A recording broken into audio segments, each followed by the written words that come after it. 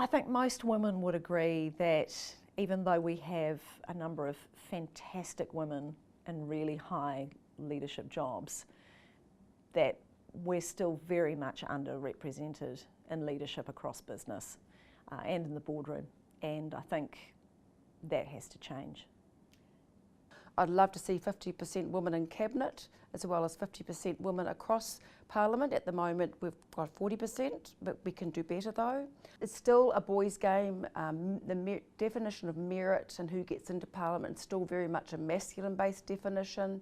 There's obviously a lot more women now having young children, have young babies, so there's a real effort to make it more family friendly, but there's a lot more that needs to happen to do that. I've always been conscious that as you're crashing through one barrier after another, this is building a ladder which other women can also aspire to climb. So it becomes a very powerful role model for New Zealand to be able to say 3 women prime ministers. I mean, we're up there with the top of the world. Because there are still plenty of companies that have no women on their boards, and there's still plenty that have one and think it's done, you know, it's one. Well, you know, it's not done. I think though that now I'm at the stage where I just think if you haven't figured out that you need all of the talent pool at the table, maybe we need to help you. It's not as if there aren't women that are qualified, there are heaps of them. Quotas were very successful in Norway in moving towards gender equality on boards, and it's a no-brainer that it works for companies.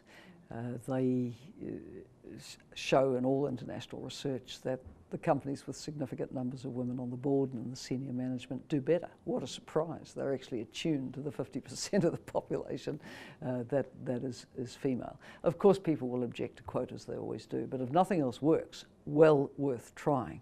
Now we all know what the refrain will be, oh, we can't find the women. They are there, they are competent, they're there. And what a quota does is force boards to go out and look for those women. Representation on panels, in boardrooms, pretty much everywhere is vital because that's where the conversations happen, that's where change happens. You know, if you're in a boardroom, for example, and there's no one, there are no people of colour or there's no women, then there's no one there to represent those people in the organisation, and it's just bad decision-making practices because everyone's basically coming from the same or a similar kind of background and will often have quite similar experiences. There's also been quite a lot of research lately that has challenged the fact that having women on boards hasn't made any difference at all. Because actually if they come from the same enclave, if they've grown up privileged and they've just gone to law school or accountancy school, how different really are they from anybody else around the board table? Women in leadership isn't a sign that, you know, the patriarchy's been dismantled and everything's fine now. It just means that there are heaps of really smart, capable women out there. But I like quotas. Because I think you get good at doing stuff by doing stuff. And so if I translate that to the world that I work in, it's taken it, for example, for shits and giggles, 7 Days, which has one host and 2 teams of 3. And they've made an attempt over the years to have one woman for balance because, you know, 7 to 1 is 6 to 1? Yeah. And now there's a move to have 2 women on a week, 1 woman on each team. And there has been some kickback saying that that means that men are missing out on, good men are missing out on work, and they're not there because they're good, they're there because they're women, and you know, you're throwing women into a situation that the only way you get good on a show like that is by doing a show like that. For at least 2 years before 1993, I was going to the Attorney General and saying, you really must put a woman onto the High Court. And I'd keep giving him lists of very, very well qualified women, and then he started saying, well, you have to do it. And I just said, no, absolutely not. I'm not equipped, etc., etc. And then I did it. There was a degree of blackmail involved in that particular appointment because I was told that if I didn't accept appointment, they wouldn't appoint a woman. So in that sense, yes, I felt I was doing it for women. I didn't see anyone of ethnic descent when I was growing up to make change for this country for women that looked like me. If you can't see it, you have to try your best to be it. So I'm trying my best right now to do that work for other women that look like me. Penalties for making mistakes when I was at Telecom, or the penalties for women are way higher. It's much harder to get a second chance. Well, I think that first of all, our model of leadership is still male. It's still a tall, white male. Now that's going to change.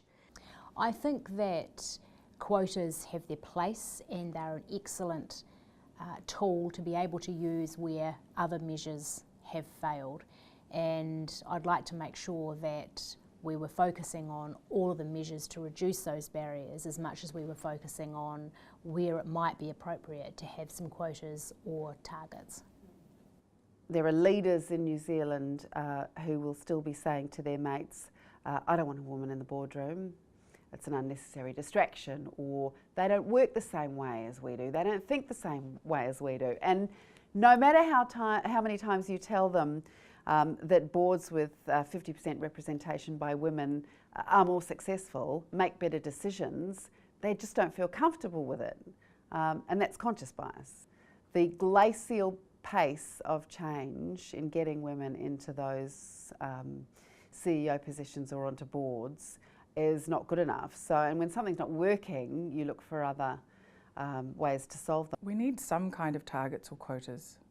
Because unless people are made to focus on the issue, if they're not going to do it consciously and of their free will, I think that they should be held accountable for that.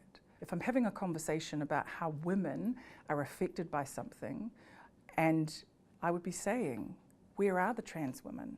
Where are the women with disabilities? Where are the women from that community that we're talking about? Because I think it's kind of, it's just kind of a majority dominant approach to saying, yes, we want to help everybody, but we're going to be the ones to help them.